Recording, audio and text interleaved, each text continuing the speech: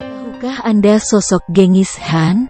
Seorang penguasa Mongolia yang ditakuti dan disegani. Di bawah kepemimpinannya, Han berhasil membuat Kekaisaran Mongolia menjadi kerajaan terbesar di dunia. Han terkenal sebagai pemimpin yang bengis dan kejam. Di balik sikap bengis dan kejamnya seorang Genghis Khan, ia adalah sosok pemimpin yang sangat mempunyai rasa toleransi yang tinggi.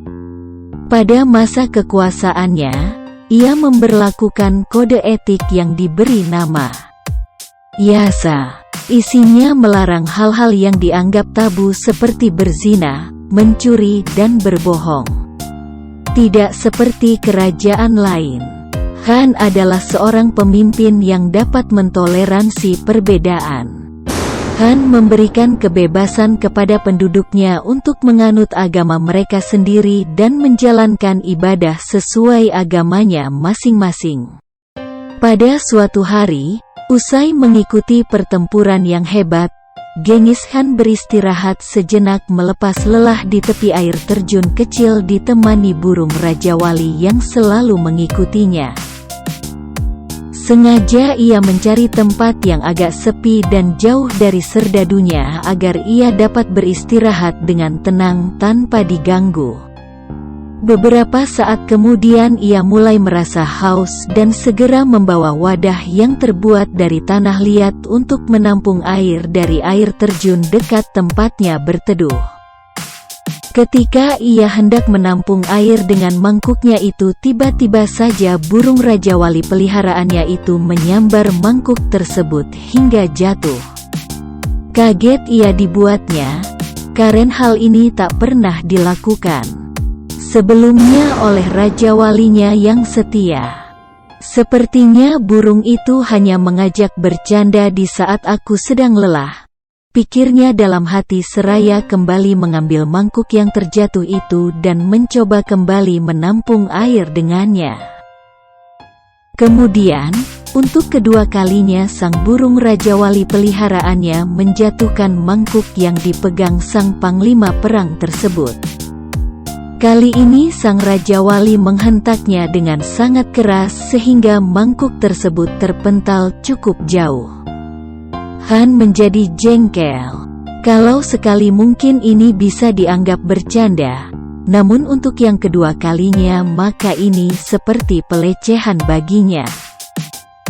Dengan murka dirinya mengancam akan menyembelih burung Raja Walinya jika hal itu dilakukannya lagi. Lalu Han memungut kembali mangkuk yang terbuat dari tanah liat itu untuk kembali mencoba menampung air dengannya.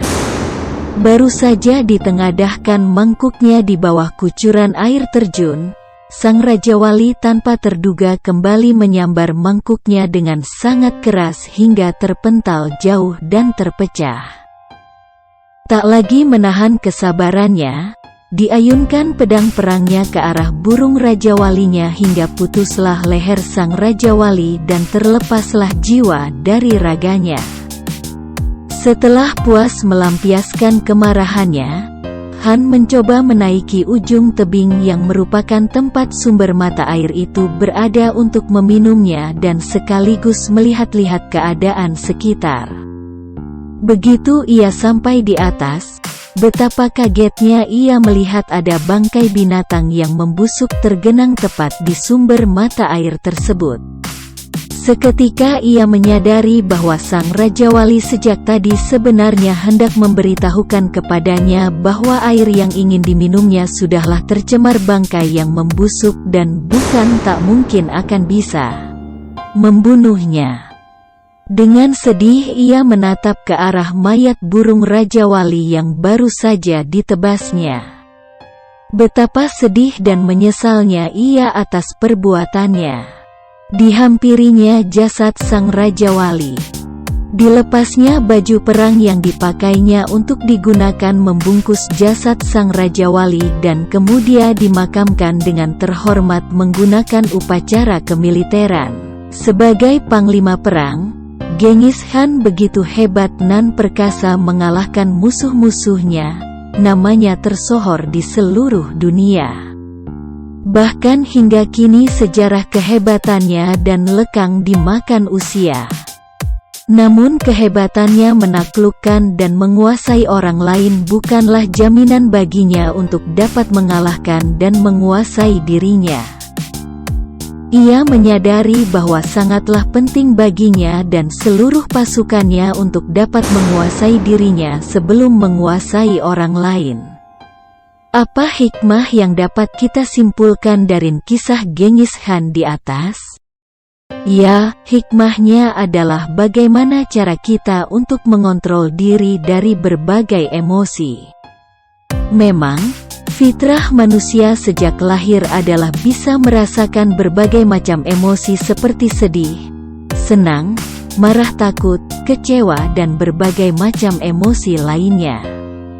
Munculnya emosi adalah sesuatu hal yang wajar. Namun, emosi menjadi sangat tidak wajar ketika emosi sudah mengendalikan diri kita. Pada akhirnya, bukan kita yang mengendalikan emosi, namun emosilah yang akan menguasai diri kita. Terima kasih untuk kawan-kawan penikmat sejarah yang sudah mampir di channel Alam Semesta. Jika Anda suka dengan video ini maka, tinggalkan komentar Anda di bawah. Sampai jumpa lagi di video berikutnya.